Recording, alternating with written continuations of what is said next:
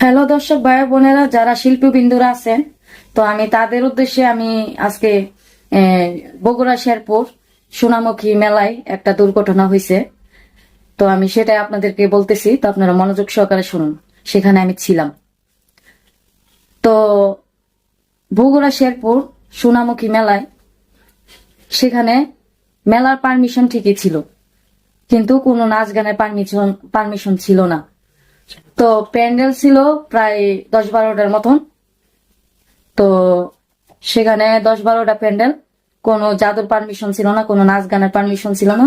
তারপরও মালিকেরা আমাদেরকে নিছে, যারা শিল্পী বিন্দুরা আছে আমাদের সবাইকে ফোন দিয়ে নিছে, গাড়ি ভাড়া পাঠায়। তো আমরা গেছি ওই জায়গায়।